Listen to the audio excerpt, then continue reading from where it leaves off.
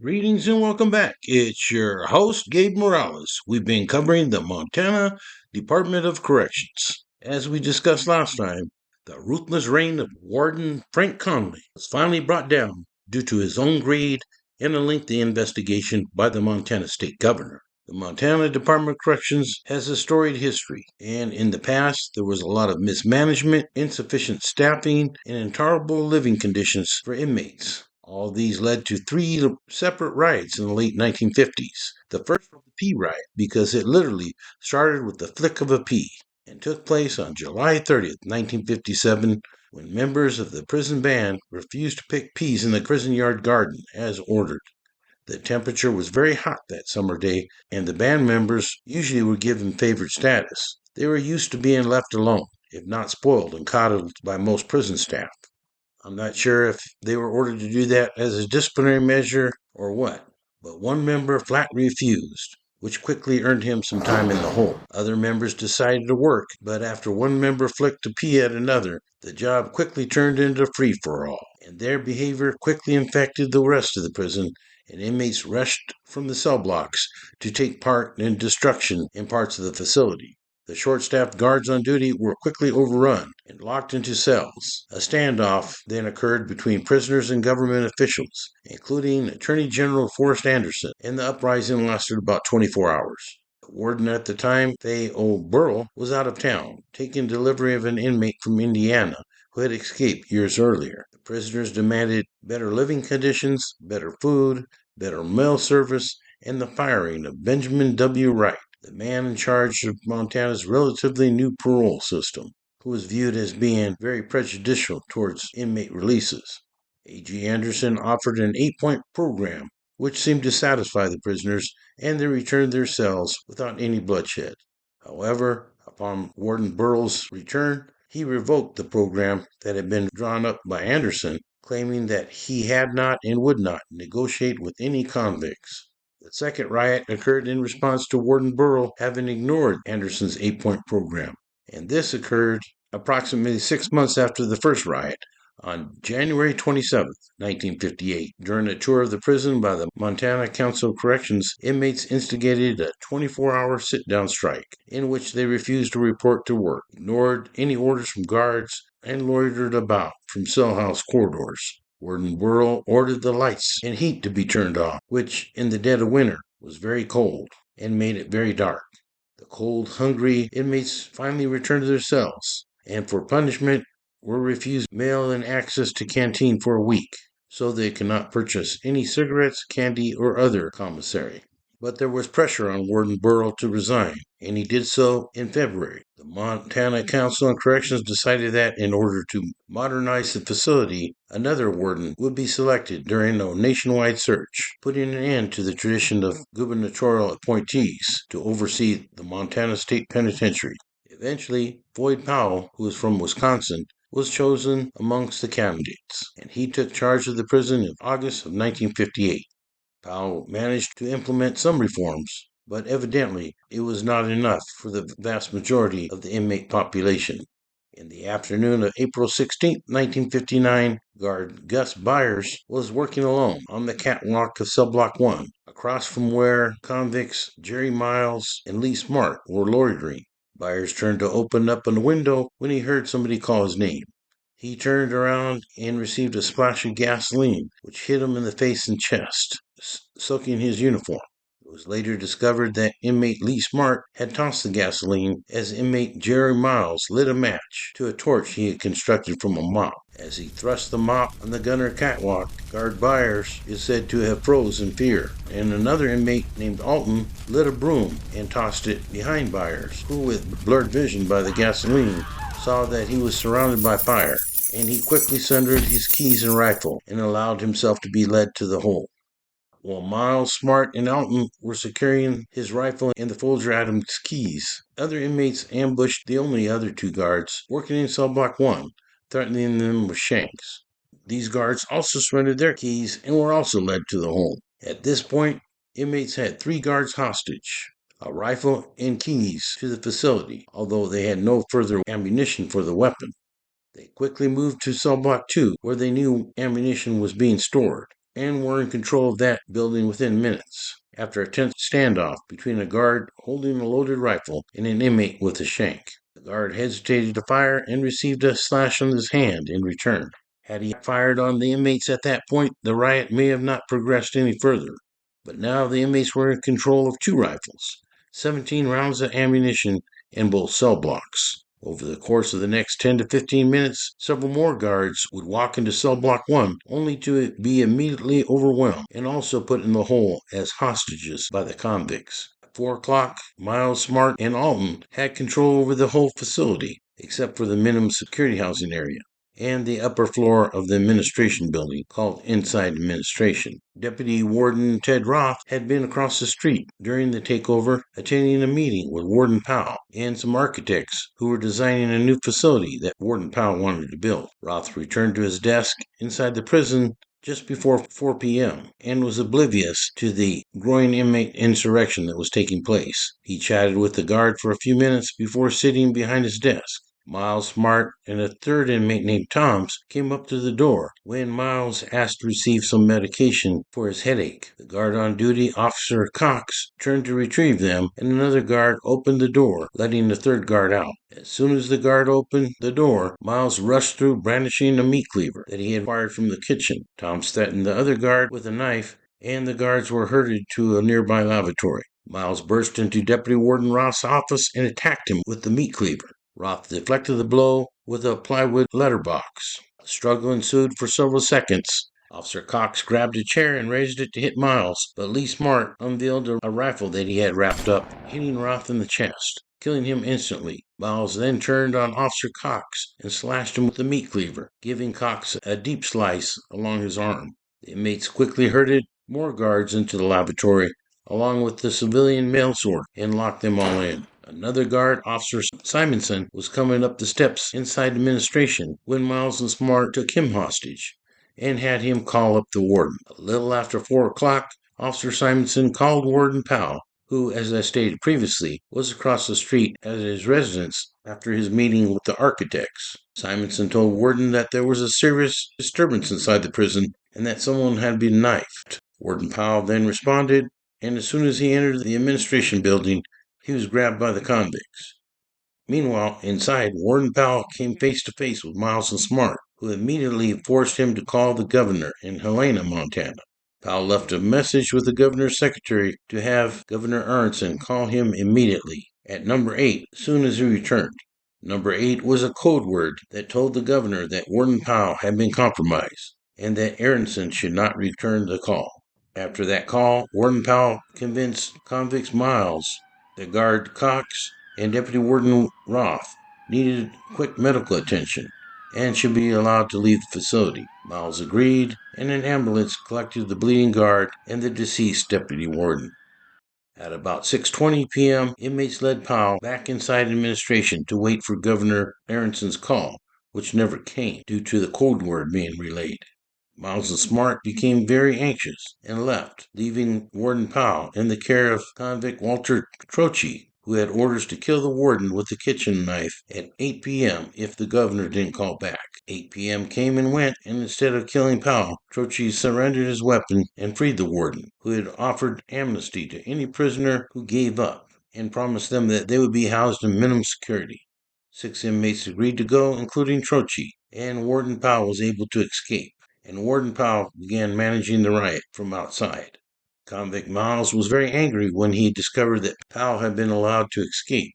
Meanwhile, Alton approached Miles with an argument that since Deputy Warden Roth had been shot and killed, their escape plan was now null and void. Miles then chose a place in the northwestern tower of Cell Block 1, put a team of inmates on an escape plan, and they worked with picks and shovels to start digging a tunnel that would continue for the remainder of the riot, but was doomed to fail. Evidently, they didn't know that way back in the day, Warden Connolly had built the cell blocks and walls specifically to keep the inmates from tunneling under, as the wall went very deep into the ground. Outside of the walls, Warden Powell was busy trying to end the riot. Meanwhile, the National Guard was called in, and reporters from the press, including magazines like Life and Time, had descended upon Deer Lodge to cover the riot.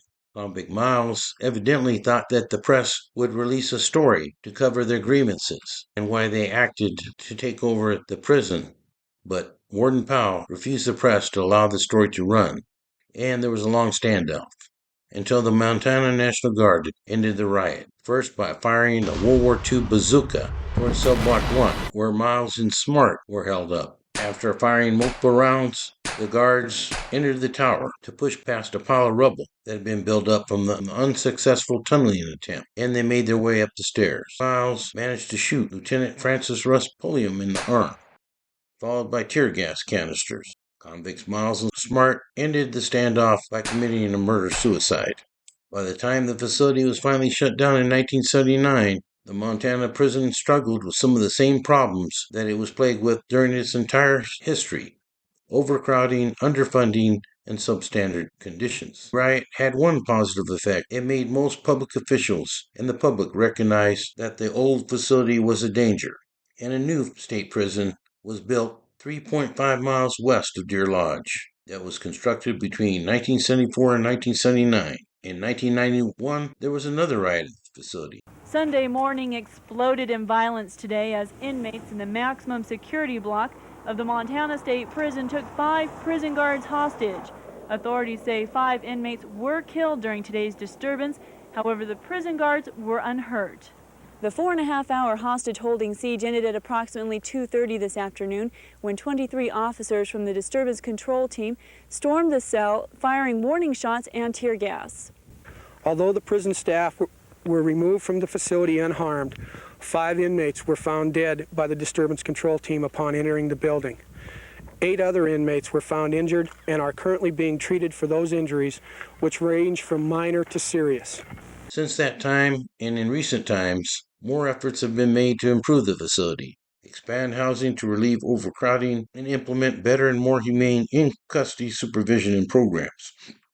The Montana State Prison in Deer Lodge houses thousands of inmates. NBC Montana's Kylie Gibson got an inside look at the facility and what's being done to address overcrowding. I'm here at the Montana State Prison in Deer Lodge. This facility alone houses over 1,600 inmates. I got an exclusive tour of the entire facility to find out how this facility operates day in and day out. The Montana State Prison is the only men's state-run prison. It's a multi-classification facility. However, just like many correctional facilities across the country, space is becoming an issue. Now, a major expansion project is underway to address overcrowding. The expansion will replace 3 older units at the prison.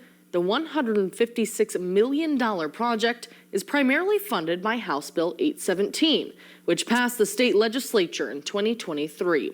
The project will increase prison capacity by 117, with much improved conditions for inmates and staff compared to the current buildings, which are around 50 years old. We're overcrowded. We just moved 360 inmates out of the prison, out of state.